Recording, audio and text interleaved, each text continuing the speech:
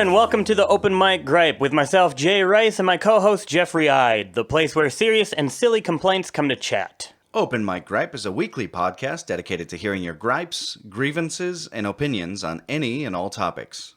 Every episode, Jeffrey and I will have an opportunity to get to the bottom of the issues which are lingering on the back of your mind and engage in order to create constructive conversation using a combination of lighthearted comedy and well-formed logic. If you feel like we are wrong, inappropriate, or biased, then call in, email, or tweet to us and let your voice be heard.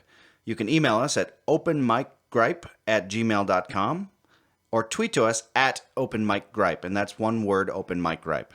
So jump on in and gripe on the open mic with Jay Rice and Jeffrey Ide.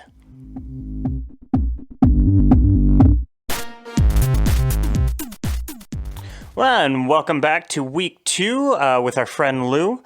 Of course, if you didn't catch the first part, make sure to go back and check out episode 1, Gripe 1, with our friend Lew. And now this is the conclusion. And keep it in everyone's face. Well, the average person, you know, they say, with liberty and justice for all. And they think that's the way things are. Yeah. And now with technology, we're becoming more aware. You know, it happened all the time. Well, but ironically, how much would George Orwell be smiling if he heard we're all equal, but some are more equal than others, you know? Exactly. Wow. So let's, before we grab any more stories, do you have a gripe that you want to share with us? I got some gripes. I really want to hear one. All right. You know, actually, before I'm sorry, I need to ask something. Just since while we're on this topic, now, I would say that this is not an educated opinion, but my brother-in-law actually told me, and I just want to get your take on this with your history and activism. He actually said that the reason why there are so many black people in prison is because the more black people commit more crimes. And I guess I know, and I'm just like, and just from your history with it, just that's the way you'd be led to believe by the propaganda. You know, right. Yeah, they're rapists. What that asshole running for president now? Donald Trump. Donald Trump. These Mexicans, they're rapists, coming over to rape our women. You know.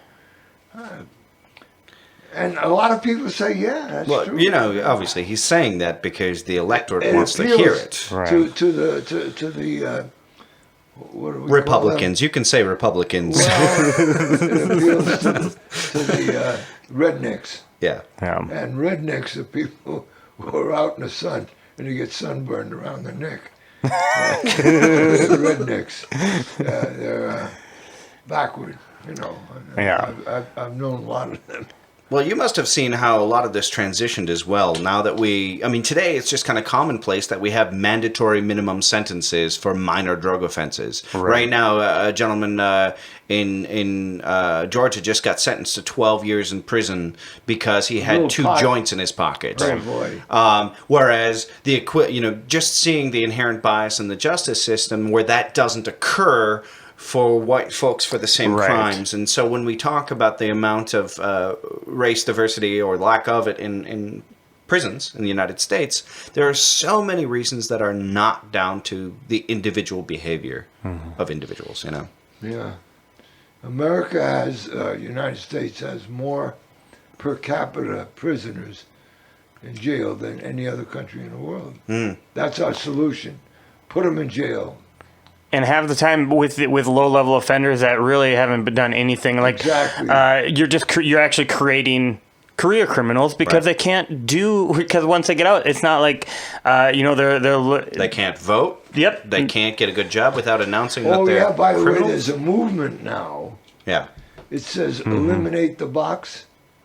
Yeah. You know about that? The box is on an application form. Have you ever been convicted of a crime? Yeah. Eliminate that. And that's convicted of a crime too. That's not even. Whatever. Yeah. Yeah, that's not even. There are a lot of cases where, if you're exonerated for a crime later in life, you still have to say you've been convicted of a crime. Yeah, exactly. So. Anyway. Yeah. So let's get to some. I think we kind of talked about a little bit. Well, we know what you hate. We know you got some gripes. So, but let's hear one that you brought with you. Well, these are not necessarily in order of importance. I jotted them down to jog my memory. But long-haired preachers that tell you what's right and what's wrong and how to live. Who the hell are these creepy bastards? Oh, and they tell you if you believe in Jesus and all that, you'll have eternal life. The hell with that. I want eternal rest. Can you imagine living forever, singing fucking hymns, and having these long-haired preachers tell you about life? Anyway, is it just the long-haired ones you don't like? No, I'll tell you what. It's the. That's from a song. You know? Long-haired preachers come out every night. They're following another long-haired preacher. Yeah. If I can quote Christopher Hitchens for a moment, he liked to say, talking about eternity. Yeah. As the scariest possible idea. He said, dying is a scary thing to all human beings. He equivocates it to being at a party, a wondrous party full of all your friends and enjoying it, and then being told that you have to leave while everyone else stays. Yeah. It's not a warm feeling. They're all having fun and they jerk you out and say you can't be there. But the concept of heaven, he argues, is even scarier because it's flipping it on its head. It's saying not only do you have to stay at the party for all eternity, but you have to worship the host as well. Well, I always, I guess I didn't even know Christopher Hitchens said that, but what I always thought about was, imagine, like anytime you join a new group, the new person is always, it's always the worst to be the newest person in a group. And could you imagine being this late to the eternity party? Think of the so cliques. crap. Yes, exactly. All the cliques that would already be there, right. And you'd be so late to the party. I mean, you wouldn't even be able to get a drink. Well, and you'd be in heaven, so you can't drink. Think of the line at the bar. Do they have drinks in there? Who knows? Maybe just what about sex? Just the blood of Jesus. What about sex? What about sex? In heaven. I suppose you'd have to get married in heaven, too. Now, of course, my question for you is, if there's sex in your heaven, who would be subjected to it, and does that constitute their heaven? Well, could you imagine? I mean, this is a heaven within heaven. Of course, beyond jokes, of course, the far simpler answer is that it's all hogwash, but... Of course. No. Of course. Well, and just speaking about eternity again, by the way, I'm just going to point out that this was legal at the time. There was that synthetic marijuana or whatever, and so I was like, I'll give that a try. Again, not something I would recommend for anybody to ever do, but what happened is the second I did it, I thought I had to relive life from the Big Bang to when I was born and then all the way back through to that exact moment. Now, This is not something that You weren't around at the Big Bang.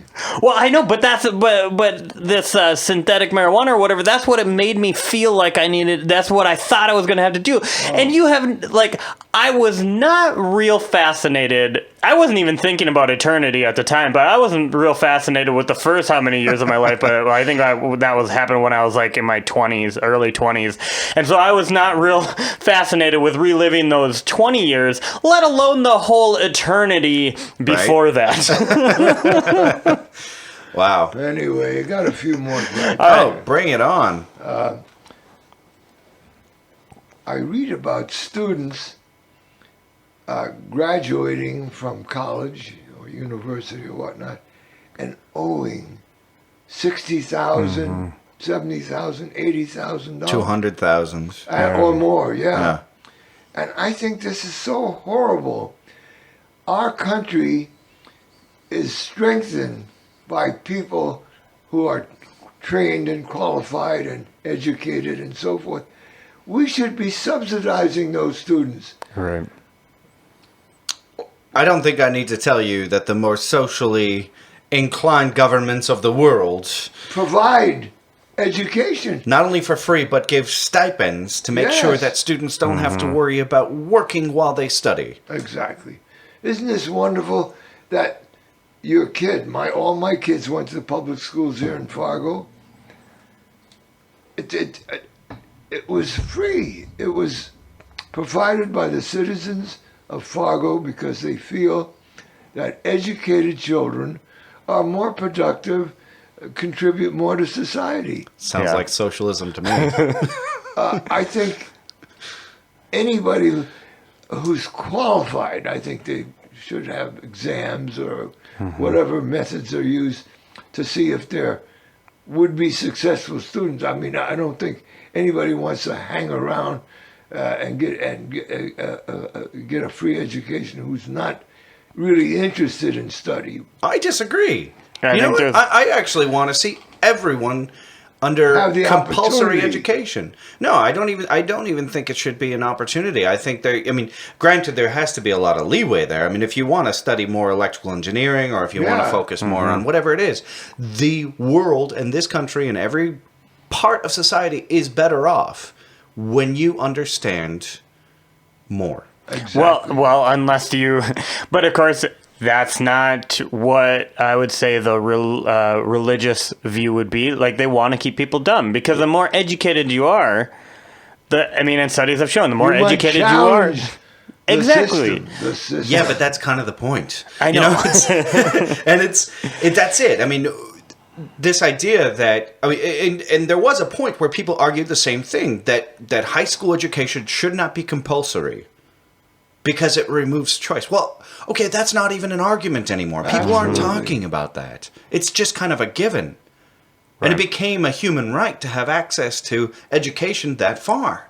Exactly. Why can't we extend it a little bit more? The other thing that people talk about, since you've got me on this gripe now, Lew, is when you hear people say, oh, well, what a waste of time going for that liberal arts degree or studying political science or any one of these things. What they're actually referring to is that it's not a good investment. They're saying it's not a good investment of time, in which case they simply don't understand how education works because it benefits everyone when people are educated. But it's not a good investment with money. And they're right. True. You know? Definitely. If I would have went for something like an engineering position as opposed to my communication degree, like nobody's like, hey, I'm looking for a communicator. Right. and whereas at least, it would have been more fiscally... a communicant. But yeah, it definitely would have been more fiscally responsible if I would have went and been an engineer and then, been... Sure. Went and had an engineering job or something like that. Having lived in Norway, the jobs that we consider here in the States where did you live in Oslo? I lived in Tromsø, up in the north. Way up north. Way up there. Yeah. And, the jobs that we consider to be undereducated jobs or filthy jobs here are expected to be done with the highest levels of education. And people take pride in their work. Yes. And they're making amazing wages. But that's the point, is that whether or not, whatever kind of wage you want to make, whatever kind of work you want to do, everyone benefits from education. Absolutely. Have you been to Flom? Flom? Yeah. In Norway? I don't think I've been to Flom. Oh. Where is it? Well, you take the train out of Oslo. Yeah. You go through tunnels and over mountains and which is every direction. Yeah, they stop the train and everybody gets out at a big waterfall. Anyway, you keep going. Suddenly you come to the end of the line, and there's a fjord, and there's this village, like a picture postcard. It's so beautiful. Right. And so we stayed in Flom, then took a boat to Oslo, to Bergen. Ja. Snakker du norsk? Jeg snakker litt på norsk, men Ja, Versloike. Very good. You even have the accent. Very good. He's yeah. giving us a whole Norwegian bit. Screw you guys. Yeah. What were you doing up in Tromsø? I was living up there. Were you working? Yeah, I was working under the table on some construction job. I Just see. making some money so I could travel again. Yeah. Trying to find the family history there, you know. But, you know, I'm really glad you brought up that gripe because it gets me going on what people consider to be luxuries and what people consider to be just Necessities. necessary qualities of life. Yeah. And I can't believe that education is something we have to debate. Right. Wow. Okay.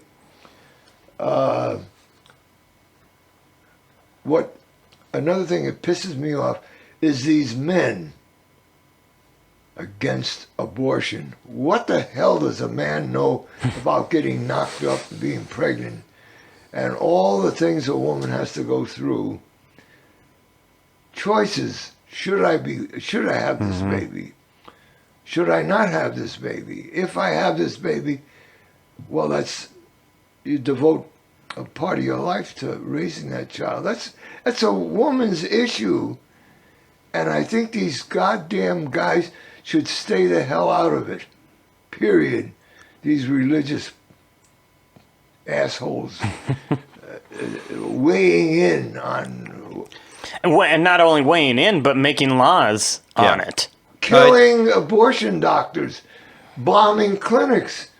It's one thing to have a sincere discussion on the matter. It's another to realize that the law, which protects women's right to choose, needs to change because it doesn't match your ideological and religious beliefs. Now, that is a long and drawn-out discussion that I could rant about for hours. But what do you say to someone who's not coming from a religious background who disagrees with abortion? A man. I say, get rid of your prejudices and think about the reality of a woman who has to make that choice, who has to get pregnant or prevent pregnancy, and if she becomes pregnant, carry that baby and then raise that child. Of course, a man would help too, but it's a human issue, and I get pissed off at these men, old white men. That's what who are inhuman. This is a horrible kind of guys. Anyway. Well, I mean, according to some politicians, I mean, legitimate rape doesn't even lead to pregnancy. The what? I said, according to some politicians, the name escapes me, but legitimate rape doesn't even lead to pregnancy. Oh, yeah, exactly. Which reminds me, Todd Aiken. You can go to the hell I don't believe in. He's the guy who said that legitimate rape. Anyway. The guy about legitimate rape? Yeah, he said legitimate rape doesn't even lead to pregnancy. Right. So apparently that then if somebody... So is he actually inferring then that if somebody is raped and they get pregnant... It's an illegitimate rape. Then they must have actually wanted it or dressed for it or something. I just can't believe how much, just in terms of mental gymnastics, needs to occur so that they can justify unwavering and resolute belief based on misunderstood biblical scripture, right? Whatever. Oh my gosh. And then, okay. 1 in 3, by the way. That's a statistic that needs to be shared. 1 in 3 women have abortions within their lifetime. Exactly. And if you don't know anybody, it's because they're too deathly afraid to tell you about it for fear of being ostracized. Yeah, it needs to be talked about more openly because I when I found that out, I couldn't believe that number. And it's not, and just so people understand too, it's not these 16-year-old girls, or I mean that does happen, but a lot of times there's people in their 30s that already have kids, or in their 40s. Yeah, and they are good parents, and they realize to continue being good parents that they can't have another child. At the core of it, it is ideological, and it's a refusal to take an individual's person person's situation into account. Yeah. Ugh. Anyway, racism is something that really ticks me off. To put somebody down because of the color of their skin, which they had nothing to do with. They're human beings. I just can't. What is the cause of racism? Well, I would say in the first place, it's. By the way, racism is not only a white against black against white. There's racism all over the world. Oh yeah. The cause, that's an interesting question. I would say it had a lot to do with ignorance, with false assumptions that somebody with a different skin color is lower than you are, or less intelligent, less human. Yeah. What is racism? Doesn't say that it puts one race above another race. That's what Hitler did. He called it the master race. And then they had all those Untermenschen, the lower people of the world. So racism is a big gripe of mine. And and going back to what you said about when they're worn out ethically, what did you call that again? It's empathy fatigue. Empathy fatigue. Or you can say morally bankrupt. Well, you can have great meaning, moral people who just stop caring because they've heard about it so much. And that's what I want to hit on in terms of like talking about racism, because again, it makes me think of white privilege. Yes. And when I was teaching, I taught communication, and so one thing that in my interpersonal class, to kind of bring up this idea of trying to understand people from their point of view, I talked a lot about privilege.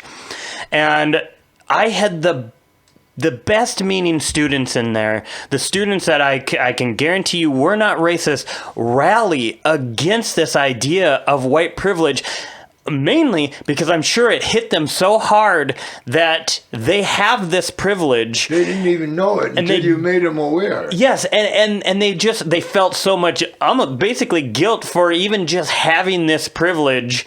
And basically, having a white skin. Yes, and basically even exploiting it, even though they didn't know they were doing it. Right. I do feel like whether any kind of privilege is strong, there's a part of the brain that, in an attempt to keep this nice little comfort zone, is willing to ignore any evidence to suggest that privilege exists. And it's amazing to me. It took me a long time to understand white privilege. It took me a long time to understand male privilege, and so many other of the privileges that are in my life. I can understand where that process comes from, but it kills me that we have adults in this world who still don't understand it. I mean, these things need to be taught at a young age. Yeah. No, and fought. Oh, and fought. Yeah. Yeah, it's okay.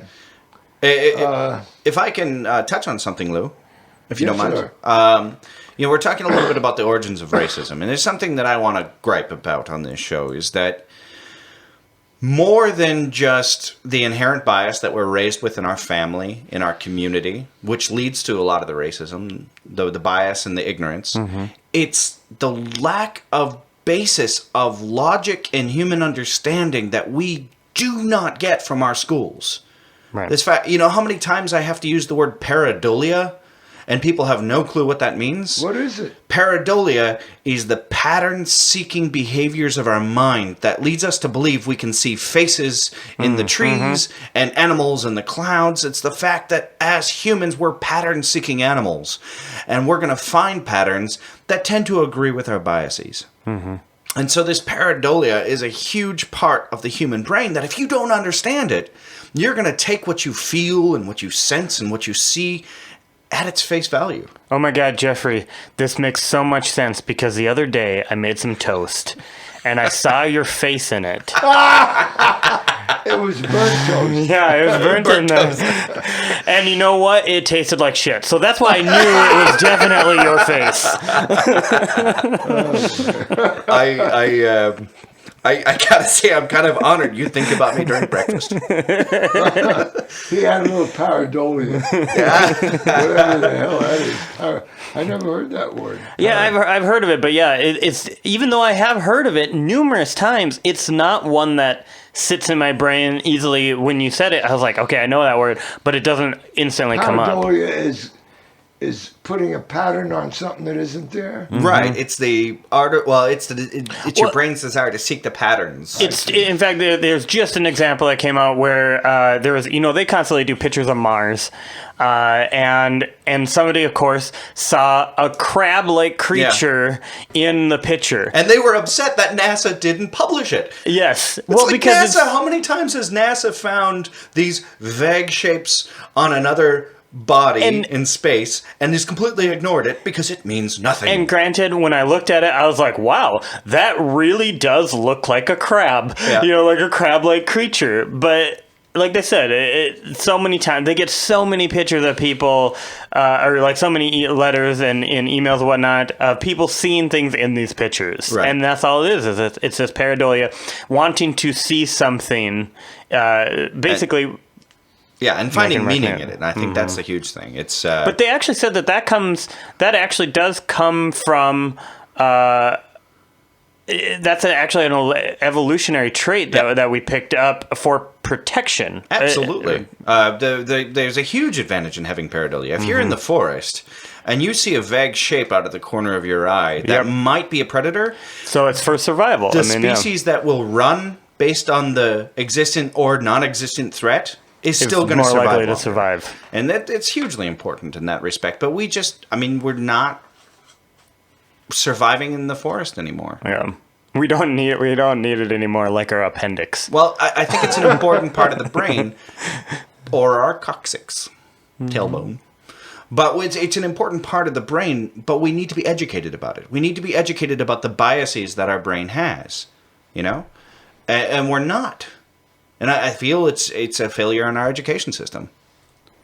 And does pareidolia have the same thing where we believe emotions in animals, or is that a completely different thing? I don't know if that's pareidolia. That's just anthropomorphizing. Okay. Just desiring to see human attributes, but that to be completely fair, though, a lot of species co-evolved with humanity because we sought those things. We seek dogs that know how to manipulate their eyebrows to express emotion, and therefore dogs who could do that. Well, that's why people hate snakes. I mean, I used to breed snakes, and people hate snakes because they've got emotionless eyes, no eyebrows. They don't make facial expressions in any kind of way, and people think they're terrifying. Or in any way that we might correlate to human expression. Yeah. But people say that snakes can love you. They actually did a study where snakes will recognize your scent and preferred scents of people that were their owners.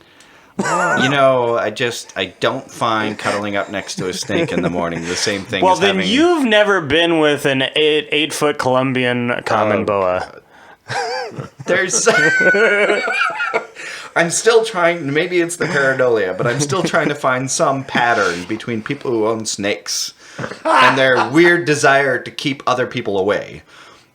We don't want to keep people away. We want people to recognize us. I don't have snakes anymore, but we want people to recognize snakes as legitimate, good pets. Also, do they have a disease of people who like snakes? Snake lovers, a kind of a disease. Yes. Snake charmers. I never forget when I was in India. This guy was playing the flute. And this cobra came out. One of those with a hood. Hooded cobra? Mm-hmm. Oh, boy. Fought G.I. Joe? Sorry. No, that was a dumb cartoon reference. Then I found out that the venom had been extracted from the animal. Yeah. It was harmless. Yeah. Right, but they're still so cavalier about it. They're still scary. Yeah, no kidding. I mean, you see the snakes will make an attempt to bite the charmer. I mean, even without the poison, it's still scary, right? Yeah. Well, Jeffrey, you told me that cats have I never knew this, that cats, their hiss is involuntary. Yeah. Now, I actually had to read up on that because I was just like, this sounds like a Jeffism. But I looked it up, and that actually is true. And they believe that the reason why cats did that is to mimic the sound of snakes, which which most animals are instinctively terrified of. I did not know that. Okay. What was this? I don't quite understand. So I didn't realize it because I was getting mad. When my girlfriend moved in, she brought her 2 cats, and I have 2 dogs. Because he's a dog person. Yes, I'm a dog person, and I didn't like that the cats kept hissing at the dogs. And Jeffrey had to tell me that he's like, well, that's involuntary. You can't be mad at him for that. And I was just like, you're a cat lover. This is BS. Let me look this up. And sure enough, it is true that a lot of it is involuntary. That it's just instinctual for them to hiss. And in reading on it, a lot of theory. I mean, of course, they haven't proven it, but a lot of theory is that they learn to do that through snakes. And because when snakes hiss, most animals instinctually freeze or run away. And so they believe that actually cats, so there's a theory that when they twitch their tail, they hiss,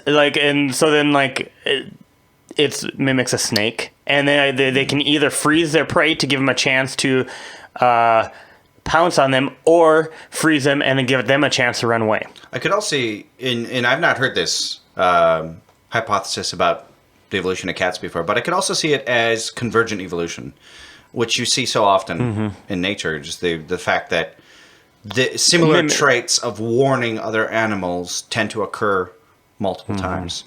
That is interesting. Yeah, here's a question for you. Why does a rattlesnake have... What's the purpose of the rattles? That's a warning, no? Oh, there's a joke coming. No. I just wonder. Well, why are they warning you? Because actually, okay, and please, anybody out there, correct me if I'm wrong, but I do believe that many snakes actually rustle their tail in the grass to let a predator or any animal know that they're there, because a lot of times the snake doesn't. When they're cornered, they will strike. A lot of times snakes would not prefer, when people talk about snakes chasing them, snakes don't chase you, okay? They don't chase you. They want to protect themselves, or they want to get away. But almost many snake species actually will rustle their tail in the grass. And so I believe that's actually how rattlesnakes got their tail, is because then it evolved into actually having, instead of just rustling in the grass to make noise, their actual tail will rustle and make a rattling noise. So I'm sure it would require a lot of energy to build up the venom reserves that a snake has. And so I'm I have no idea. Purely guessing here. But I have no idea how long it takes. I assume it would be a huge but a lot of times, again, a lot of times they strike for defense. It's not, they want animals, people, to usually go away. They want them to go away from them. They're saying, hey, I'm pissed off, I'm scared, leave. We can buy into that. Unless you're expert on snakes, Lew? No. I just think of the one incident. Myself and 2 friends were hiking in West Virginia. We were on the Appalachian Trail. And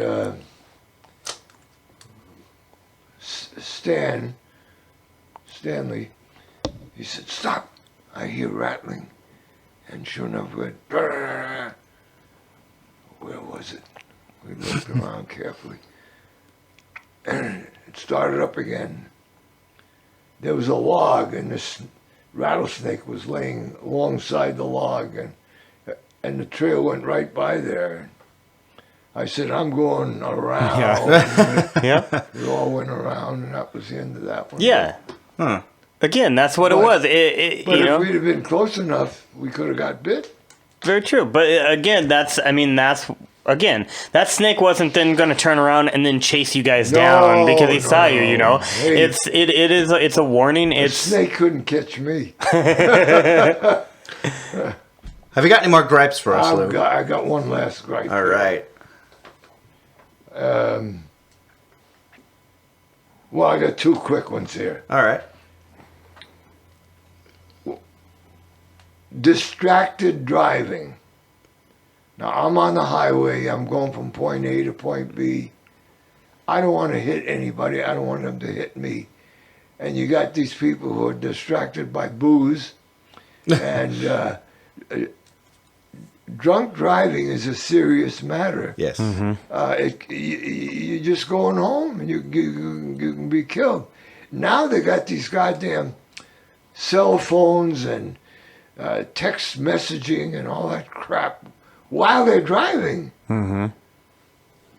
That's a gripe of mine, and I think that people who do that should be fined and punished so that maybe to stop them from doing it and be an example for others. So you saying I should quit watching movies on my laptop while driving? Yes.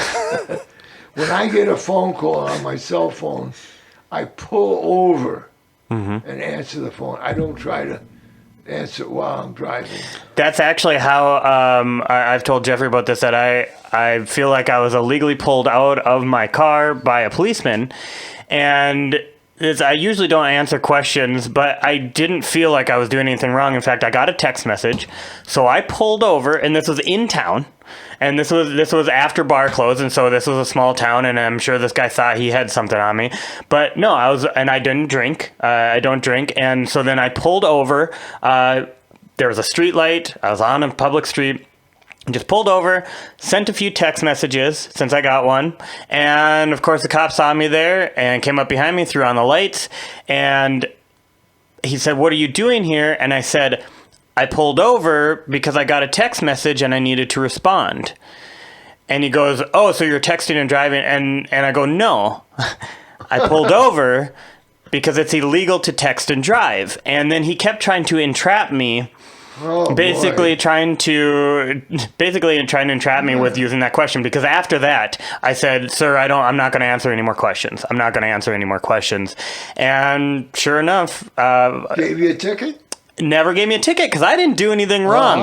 The thing was I had the whole thing on video, and he pulled me out of my vehicle, gave me a breathalyzer. Of course, it was 0, and even at one point left and came back. And even he said, let me go back into my car. And he's like, "I need to make a few more calls." I'm sure the guy was trying to get me on something because I wouldn't recommend this, but I actually kind of, I was very polite. I said I'm not going to answer any questions, but once he pulled me out of the vehicle when I don't think he had any right to do, then I was a little bit confrontational. Just in terms of being like, he's like... You were pissed off. Yes, I was. Absolutely. I was absolutely You're pissed allowed off. to be. But I'm lucky, and I know that I'm very privileged in the fact that I am white, and that didn't lead to anything catastrophic. But And you got good wits. yeah. Somebody who wasn't as sharp, they probably would have entrapped him in something. Yeah. But Wow.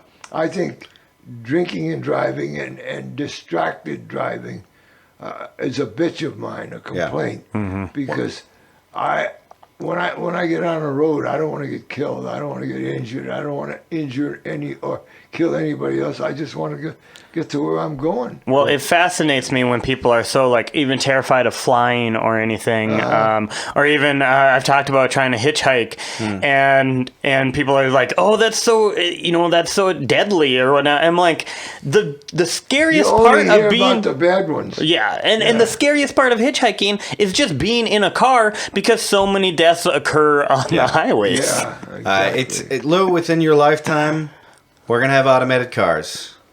And then people don't have to worry about being distracted while driving. Interesting. Yeah? So it's going to take a lot of technology. Well, they already have a few of them driving around. yeah, it's just a matter of time before. And it's they have available. been in accidents, but it's I believe that they said the accidents have always been Yep. due to a human error. No, every time there's been an accident, it's because other cars have hit them. And so it's interesting. It's I think once people Minority take Report, here we come. as soon as we show how much safer these vehicles are on the road, it's almost going to be a legal push. Well, and with how much people want to be on their phones and on their computers, why wouldn't people want this? Right. I mean, I have my own reasons for not wanting this. I still want the option to drive, if I could, because I don't want my movements tracked. Who the And hell's going to track your movements? I'm just saying I have a right to privacy, and it doesn't. And if I'm like driving from here to the ice cream shop 30 times a day, I don't need anybody being able to find What that are you doing out. at the ice cream shop 30 times a day, Jay? Yeah. Hey, listen, you guys. This is getting. We might have to end this. This is getting a little personal. What's going on? Well, my last gripe. Yeah. Parents who think their child is smarter than all the other children. Well, God. you've got children, Lou. 5. Are they smarter? They're all above average. 2 are physicians. One was killed, and he was on his bicycle, and a guy hit him at 60 miles an hour, snuffed him out. He had enormous potential. He was an athlete. He was the kind of kid, you put a golf club in his hand, he could do it. Tennis racket. He was an all-around athlete. He was on his bike. He was doing a lot of triathletes, triathlons. And south of Moorhead, killed that morning. Oh, wow. Was it a drunk driver? Huh? Was it a drunk driver or I anything? never or- saw the driver. I don't know. Really? But anyway, Nobody was ever convicted, huh? And no. Sorry One to of hear those that. things happen. And so the parents who think their child is superior, I've never. It's so But isn't that natural? gauche. It's so gauche. Here's a bunch of kids at a daycare, and this woman telling everybody, "Well, my son is smarter than all of you other kids because he's my son and he's smart and he knows more and he that kind of shit." Lou, And he knows everything about Yeah. creationism. About what? Creationism. I am not a father, but I have to say one thing that became very I would say never. yeah. Why is that? That's Had my vasectomy, best decision ever. Oh boy. But one thing that I've noticed is that parents have this amazing power of denial about their kid. Yeah. They don't see anything negative, Right. and they focus on all the. It's the worst Yeah. kind of confirmation bias. Exactly. Parents who think their kids are smarter. See, that does bother me because even growing up in a small town, Yeah. a guy who I actually grew up with, like now realize when I say a small town, like I had 8 people in my class, Okay. so I knew this guy. What was the name of the town? Bowbells, Oh yeah. Bowbells. You're the first person from Bowbells I've met. Oh yeah, I always wondered about that place. you ever been up to Bowbells, What is it near? Canada? Is it up north? Yep, On the border? it's about 13 miles from the border. Is it near Crosby? Yes, Crosby is about 30 miles west. Yeah. Yep. Okay. Bowbells. Near Noonan. This, by Yep, the way, Noonan, is yes. the typical kind of conversation that occurs around Fargo. Hey, you guys were talking about Norway. Give me a frickin' break, all right? Oh, you been to Flan? Okay. So, right, all right. You were saying. But, so the thing was, okay, so this is, we're a really small town. One of the kids that I grew up with actually broke into my house. He said he was there to speak with me about a school project, but considering this is small and I had just announced that I was leaving to go on a trip, he was there to rob us. And I cannot believe this. His mother had breast cancer at one point. So not like even had it currently at that time. But the sheriff would not tell the mother about this incident because he didn't want to upset her. And the thing is that his older brother was the same kind of thing, a thief.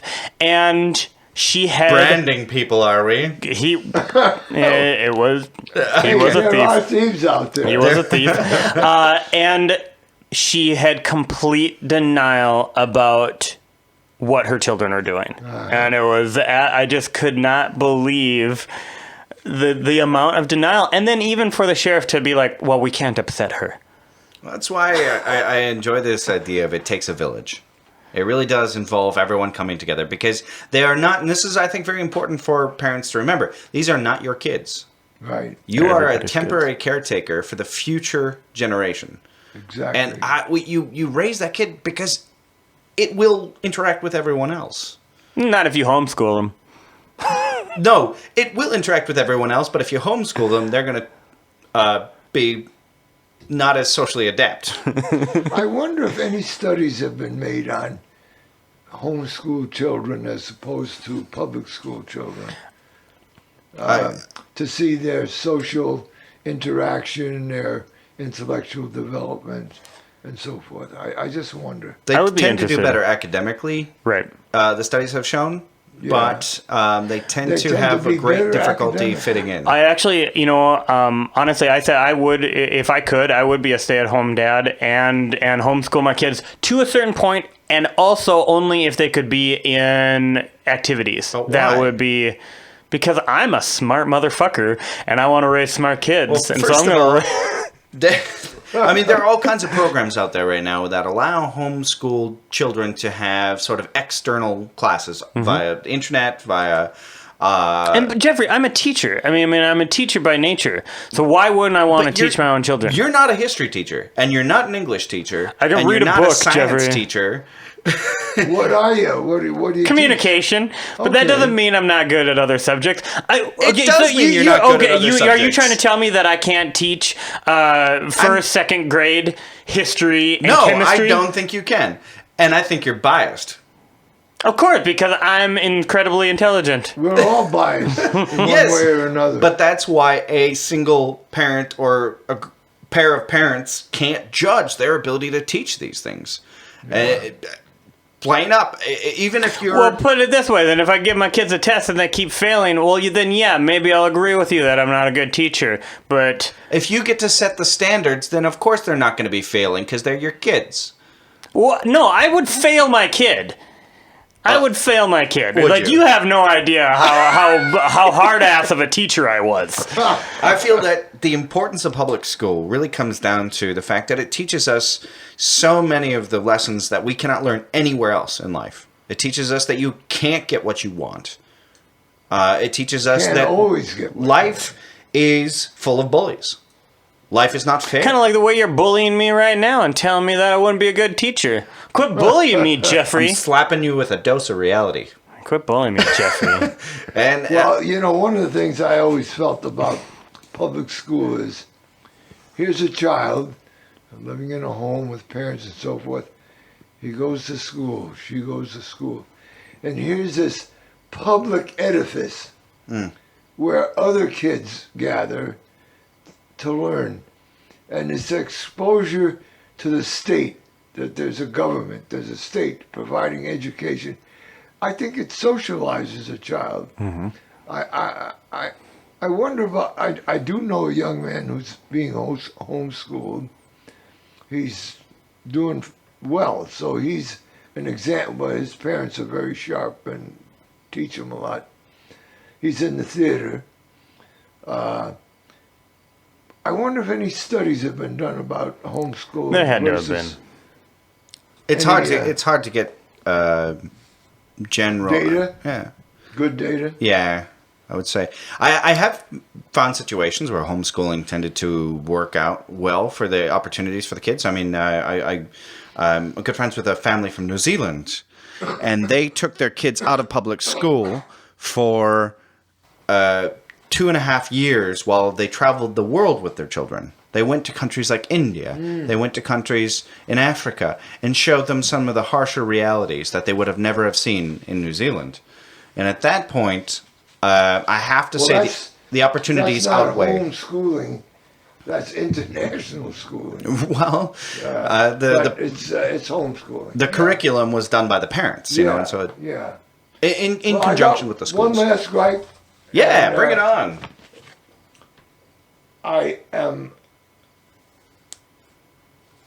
I hate warmongers, and we recently had a situation where the war drums were beating with Iran. Yeah. And cooler heads prevailed. We de-escalated.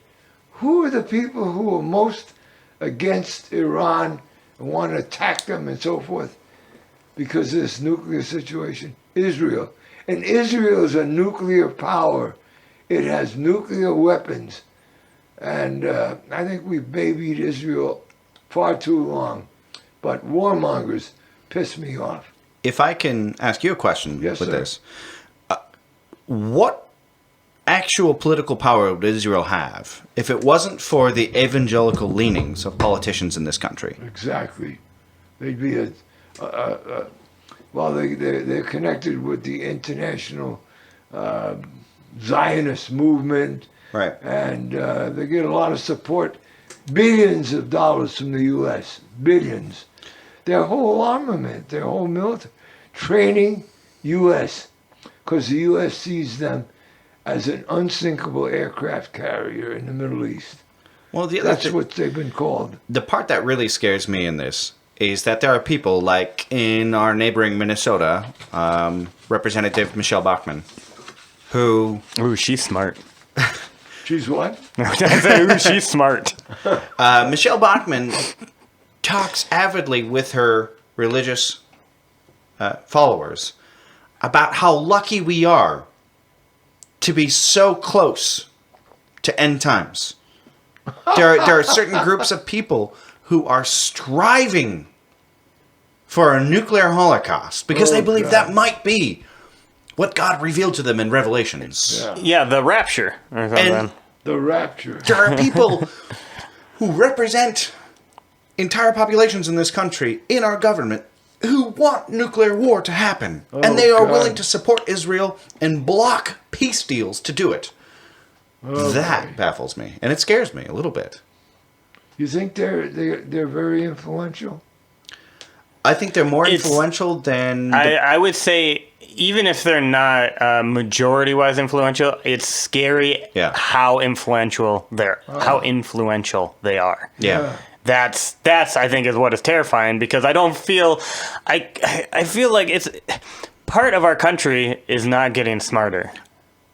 How many Republicans are supporting... They're getting dumber. Yeah, it just... Well, how many Republicans are supporting this Iran deal? That tells you a lot right there. Yeah. But let's put it this way. We de-escalated, we worked it out, and I'm so happy. Yeah. I mean, we're in debt for trillions of dollars. War. You know, the knee-jerk reaction to anything in the world. Put the troops out there and let's go to war, you know. It's such a myopic solution. Let's work it out.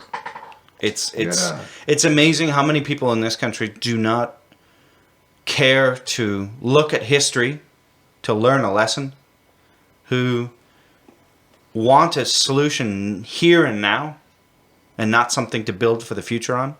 Yeah. No, I can understand that's a good gripe. Okay, guys. Wow. Can I say goodbye and thank you? Sure. By the way, I'm real excited about your operation here. Ah, thank you. Thank you so much, Lew. With just what I would say a very small amount of equipment, you're out there and broadcasting, taking advantage of our right to speak and publish and what have you. And you're controversial. You're you stimulate. You're very stimulating, and I think it's wonderful. So thanks for inviting me. Well, we're inspired by champions like yourself. Oh yeah. Oh, come on. Hey, if there has been an old fuck up to inspire me in my life, I'm honored to have it be Lew. Okay. And you know what? I just got to point something out quick, Jeffrey, just before we go. Speaking of stats on homeschooling or not, apparently only 13% of American high school students are proficient in U.S. history. So you know what? I'm pretty sure I could teach history. So bite it. And Lew, we're going to have to definitely get you to come back because we never did hit on that fact that your parents were nudists. So, but little boy, I can remember what envy I had. Well, Lew, we definitely have to thank you for coming out and spending time with us. Thank you for the good work you're doing. Oh, thank you so much. Well, Jeffrey and I would like to thank, of course, everybody who's listening for joining us and listening to the Open Mic Gripe, the place where serious and silly complaints come to chat.